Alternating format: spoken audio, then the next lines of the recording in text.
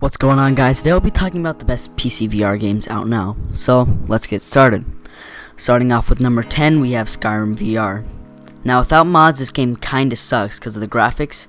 But with graphics mod, it's basically Skyrim but in VR. Skyrim was already a pretty good game, and putting it in VR made it even better. It's open world with lots of things to do, just like in the original game, but now in VR.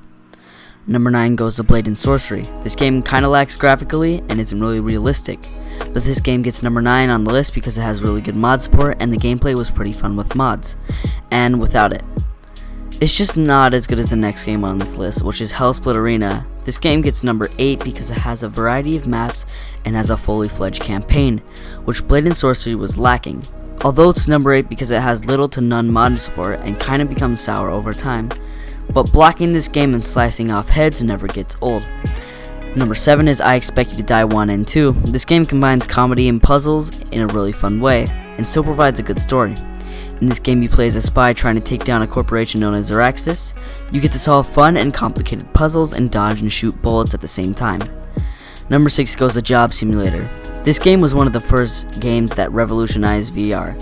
It's fun because of its comedic aspect and how you can play in it anyway, and can always do things differently. In Job Simulator, you can be an office worker, gourmet chef, mechanic, and a convenience store clerk. It's fun to throw things at people in this game and do, well, whatever the hell you want, which is the beauty of this game. Next up, we have The Forest VR for number 5. This game is one of the scariest and most complicated VR games out there. Basically, the story of this game is that you are on a plane and it crashes and you end up on an island looking for your son, named Timmy. Number 4 is Beat Saber. Basically, you have to hit notes in the ways that the arrows are pointing to, with some sort of weird lightsaber things on the beat. This game is fun to play with the amount of DLCs and all the levels that exist, and also the game has custom levels so it doesn't get boring over time. Number 3 is The Walking Dead Saints and Sinners. In this game, you play as a survivor in rundown New Orleans known as The Tourist. This game has a long and attention-retaining story, with choices that you will later regret and that will put you in a tight spot. The environments are amazing and the immersion is too. Now, number 2 is probably going to be the most controversial, but I have to say that Half-Life Alyx is number 2.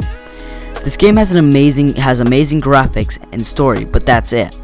Of course the game is stressful when you're fighting Combine or zombies, but after the story, there's not much to do. So that's why it gets number 2 on this list. And for our final game, we have Boneworks. I actually made a video on whether or not Half-Life Alyx is better than Boneworks, and I just stated facts rather than opinion. I would say Boneworks gets number 1 for having an amazing soundtrack, art style, and in my opinion, story.